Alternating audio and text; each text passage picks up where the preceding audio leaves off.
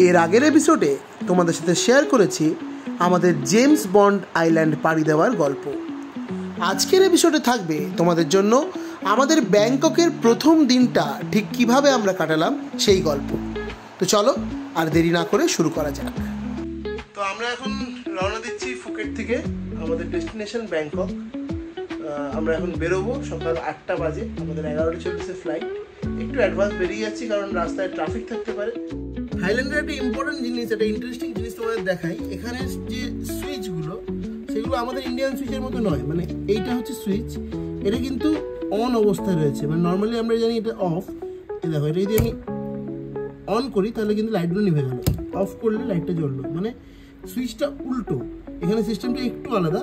তো এটা একটা বেশ ইন্টারেস্টিং ব্যাপার আমার লাগলো, তো তোমাদের সাথে শেয়ার করলাম। ফুকেটে আমরা বেশ ভালো বৃষ্টি পেয়েছি, তো ছাতার একটা প্রবলেম হচ্ছিল। আমরা দেখিনি আমাদের হোটেল রুমে দুটো ছাতা দেওয়া ছিল।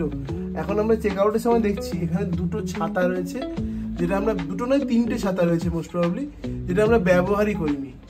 বেরোনোর সময় এটাও দেখতে পেলাম যে আমাদের এখানে হেয়ার ড্রায়ারও দেওয়া ছিল, যেটা আমরা একবারও ইউজ করিনি। মানে চুল ভেজা অবস্থাতে হয়তো ফ্যানের হাওয়ায় শুকিয়েছি কোনোভাবে, হেয়ার ড্রায়ারটা ইউজ করিনি, যেখানে ব্যবস্থা ছিল সেটা। থাইল্যান্ডের আরও একটা ইম্পর্টেন্ট জিনিস তোমাদের সাথে শেয়ার করছি, বেশ ইন্টারেস্টিং। সেটা হচ্ছে এখানে কোনো গ্রাউন্ড ফ্লোর নেই। দেখো আমরা 4th ফ্লোরে ছিলাম, নামছি আমরা ফার্স্ট ফ্লোরে 1-এ। এখানে কোনো জি অপশন নেই, এখানে ফার্স্ট ফ্লোরটাই কিন্তু গ্রাউন্ড, মানে ফার্স্ট থেকে শুরু হয়, এখানে গ্রাউন্ডের কোনো অপশন নেই। শনিবারের বৃষ্টি ভেজা সকালে আমরা ফুকেট থেকে রওনা দিলাম ব্যাংককের উদ্দেশ্যে। ফুকেট এয়ারপোর্টে যাওয়ার জন্য আগেই বোল্ট অ্যাপের মাধ্যমে ক্যাব বুক করে নিয়েছিলাম। ওয়েদারটা ছিল বেশ মায়াবী, আর এই বৃষ্টির ওয়েদারে ফুকেট শহরটাকে দেখতে লাগছিল খুবই সুন্দর। আমরা পৌঁছে গেছি ফুকেট এয়ারপোর্টে। এখন ব্যাংককের জন্য লাগেজ চেকিংয়ের লাইনে দাঁড়িয়ে আছি। অলরেডি মানে ফুকেট আসার সময় যেটা সমস্যা হয়েছিল যে আমি মোবাইল চেকিং করতে পারিনি, প্রবলেম হচ্ছিল, ফলে আমাদের দুটো সিট দুদিকে পড়েছিল। এবার আমি আগের থেকে মোবাইলে চেক ইন করে নিয়েছি। লাইন একটা মোবাইল চেকিংয়ের লাইন আছে, সেই লাইনে দাঁড়িয়েছি, সেখানেই লাগেজগুলো ড্রপ করবো। ফুকেট এয়ারপোর্ট থাইল্যান্ডের অন্যান্য এয়ারপোর্টগুলোর মতোই খুব সুন্দর সাজানো গোছানো। বেশ সুন্দর অর্কিড দিয়ে সাজানো ছিল এয়ারপোর্টটা। এছাড়াও ছিল কিছু দোকান যেখানে এরকম বিভিন্ন শেপের বেশ ভালো দেখতে কিছু ব্যাগ পাওয়া যাচ্ছিল। ফুকেট এয়ারপোর্টে ইন্টারেস্টিং জিনিস দেখলাম এবং খুব ইউজফুল জিনিস, যেটা আমি কোথাও কোনো এয়ারপোর্টে এখনও পর্যন্ত দেখিনি। তো এটা হচ্ছে একটা AED মেশিন, যেটা মানে অটোমেটেড এক্সটার্নাল ডিফাইব্রিলেটর। আমি যেটুকু গুগল থেকে সার্চ করে বুঝলাম, মানে ইন এমার্জেন্সি সিচুয়েশন, মানে যখন কোনো হার্ট অ্যাটাক বা এই টাইপের জিনিসপত্র হলে এইটাতে ইলেকট্রিক শকের মাধ্যমে মানে হার্টবিটটাকে নর্মাল করা হয়। এটা পুরোপুরি অটোমেটেড একটা মেশিন, পুরো ইনস্ট্রাকশন দেওয়া রয়েছে এখানে যে কীভাবে কী করতে হবে। তো খুব ভালো লাগলো এই জিনিসটা। এই জিনিসগুলো কিন্তু সব জায়গাতেই থাকা দরকার, যে কোনো রকম এমার্জেন্সি পারপাসে কিন্তু এগুলো খুব কাজে লাগে। অবশেষে চলে এলো TG286 ফুকেট থেকে ব্যাংকক যাওয়ার থাই এয়ারওয়েজের এয়ারক্রাফট, যেখানে আমাদের স্ন্যাক্সে দেওয়া হয়েছিল একটা চিকেন পাফ, তার সাথে ছিল একটা স্যানিটাইজার যেমনটা থাকে, আর একটা জলের বোতল। এই সবগুলোই বেশ টেস্টি ছিল, আর ছিল কফি। আমরা ব্যাংকক পৌঁছে গেছি। এবার এখানে আমরা ভেবেছি পাবলিক ট্রান্সপোর্টে যাবো, বাসে করে যাবো। এখানে বাসের ফেসিলিটি বেশ ভালো। বাসগুলো দেখতে পাচ্ছি এরকম লাক্সারি বাস রয়েছে, এরকম লাক্সারি বাসে করেই যাবো। তাদের ফেয়ারটাও কম পড়ে এবং কমফোর্টেবলি যাওয়াও যায়। আমাদের বাস এখনও পর্যন্ত এখানে পৌঁছয়নি ব্যাংকক এয়ারপোর্টে। বাস ঢুকলেই আমরা বাসে বোর্ড করব। ব্যাংকক এয়ারপোর্টে বাসের জন্য প্রায় আধ ঘন্টা ওয়েট করার পরেও বাস না আসায় অবশেষে আমরা বুক করে ফেললাম বোল্ট অ্যাপের মাধ্যমে একটি ক্যাব। আমাদের হোটেল বুকিং করা ছিল খাওসান রোডে।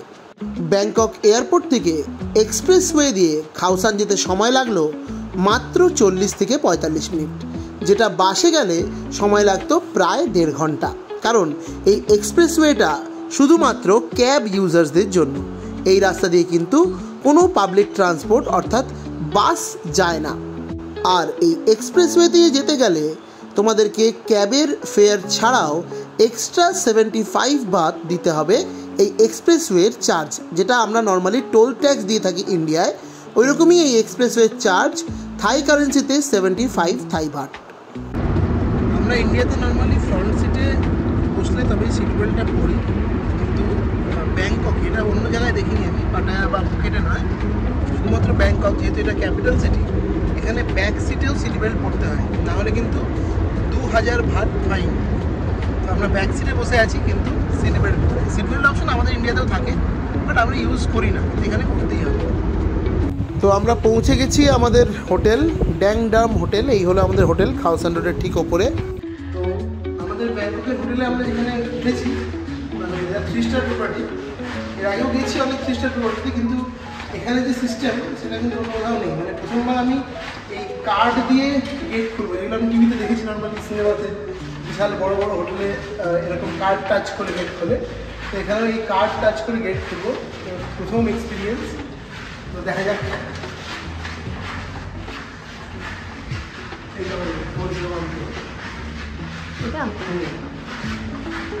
এই আমাদের 4012 রুম নাম্বার।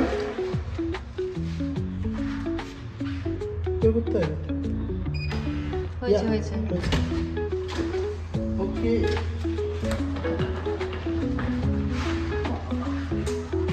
তো এই হলো আমাদের রুম। সব থেকে বড় ব্যাপার হচ্ছে রুমের সেন্ট্রাল এসি লাগানো হয়েছে। এই একটা মিরর দিয়েছে, সামনে একটা বেসিন, আর বেডটা ঠিক এরকম, আর এখানে একটা উইন্ডো আছে বলা যায়, এটা ব্যালকনি টাইপ সব বলা যায়। এখানে একটা ফ্রিজ রয়েছে।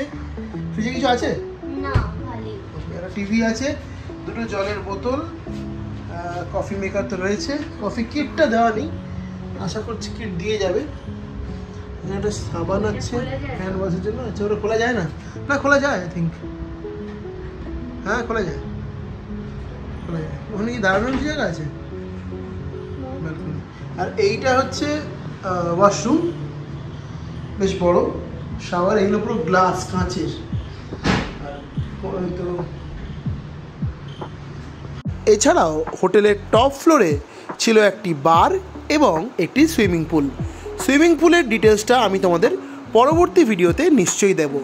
তো এখন বাজে বিকেল 4:30। আমরা একটু ফ্রেশ হয়ে বেরিয়েছি একটুখানি ঘোরাঘুরি করার জন্য। এই খাওসান রোডের ওপরেই আমাদের হোটেলটা রয়েছে। তো আজ যেহেতু শনিবার, আমরা ভাবলাম যে একটু এই চাটুচাক উইকেন্ড মার্কেটটা ঘুরে আসবো, কারণ উইকেন্ড মার্কেটটা শুধু শনিবার দিন, রোববার দিন এবং বুধবার দিন বসে। বোল্ট অ্যাপ দিয়ে ক্যাব বুক হয়ে গেছে, তো আমরা এখন যাচ্ছি চাটুচাক মার্কেট। যারা শপিং করতে ভালোবাসো তাদের জন্য খাওসান রোডেও কিন্তু রয়েছে বেশ ভালো শপিংয়ের ব্যবস্থা। এখানে প্রচুর দোকানপাট রয়েছে যেখান থেকে তোমরা জিনিসপত্র কেনাকাটা করতেই পারো, তবে অবশ্যই একটু বার্গেন করে জিনিসপত্র কিনবে। চাটুচাক মার্কেট ঘুরতে ঘুরতে বৃষ্টি নেমেছিল এবং বৃষ্টিতে রাস্তায় জল জমে যায়। এখানে তৎপরতা দেখো, সঙ্গে সঙ্গে কিন্তু জল পরিষ্কারের কাজ শুরু হয়ে গেছে।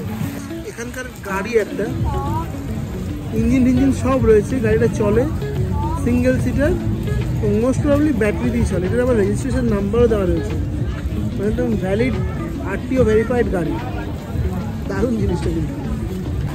তো এই চাটুচাক উইকেন্ড মার্কেট ঘুরতে ঘুরতে একটা খাবারের দিকে নজরে পড়লো। এরকম কলা পাতায় মোড়া একটা কিছু নিয়ে যাচ্ছিলো। বললাম কী জিনিস দেখি, পাতুরির মতো। তো বললো ফিশ মানে বেক ফিশ। সেটা আমি নিলাম। 35 বাদ নিয়েছে প্রাইস। দেখাচ্ছি, দেখো, বোনলেস ফিশ রয়েছে, বেশ সুন্দর সর্ষে পেঁয়াজ দিয়ে করা রয়েছে। টেস্টটা কিন্তু আমি খেয়ে দেখলাম বেশ ভালো। মানে এখানে থাই ফুডে একটা আমি জিনিস লক্ষ্য করেছি, লেমন ফ্লেভার থাকে খুব সুন্দর। এটা আমাদের যেমন গন্ধরাজ লেবুর ফ্লেভার, ওরকম টাইপের একটা লেমন ফ্লেভার থাই ফুডগুলোতে থাকে অনেকগুলোতে। তো সেরকম একটা ফ্লেভারের মধ্যে পাচ্ছি। তোমরা যদি এখানে আসছো, এটা কিন্তু ট্রাই করতে পারো। যারা মাছ ভালোবাসো তাদের ভালো লাগবে। চাটুচাক মার্কেট ঘুরে খাওসান রোডে ফিরে দেখি এখানে বিক্রি হচ্ছে কাঁকড়া বিছা এবং পোকামাকড়, সবটাই ভাজা। তোমরা কিন্তু টেস্ট করতে পারো যদি তোমাদের ভক্তি জাগে। এছাড়াও যারা কুমিরের মাংস খেতে চাও তাদের জন্যও কিন্তু খাওসান রোডে কুমিরের মাংসও পাওয়া যায়। এরকম গোটা কুমির কেটে ঝুলিয়ে রাখা হয় এবং সেখান থেকে মাংস কেটে কেটে বিক্রি করা হয়। তোমরা যদি টেস্ট করতে চাও নিশ্চয়ই করতে পারো। তবে ভক্তির খাতিরে আমি এদের কোনোটাই টেস্ট করে উঠতে পারিনি। রাত যত বাড়তে থাকে এই খাওসান রোডের ভিড় তত বাড়তে থাকে, যেন মনে হয় গোটা শহর চলে এসছে এই একটি রাস্তায়। থাইল্যান্ডের অন্যান্য জায়গার মতো যেমন পাটায়া বা ফুকেটে ছিল, সেরকম সমস্ত রকমের বিনোদনের ব্যবস্থা রয়েছে এই খাওসান রোডে। তোমরা যদি থাইল্যান্ডের নাইট লাইফটা পছন্দ করে থাকো তবে এই খাওসান রোডে রাত্রেবেলা একটু ঘোরাঘুরি করলে বেশ ভালো লাগবে। আজকের আমাদের ভিডিও এখানেই শেষ হলো। আবার খুব তাড়াতাড়ি আসছে নতুন এপিসোড।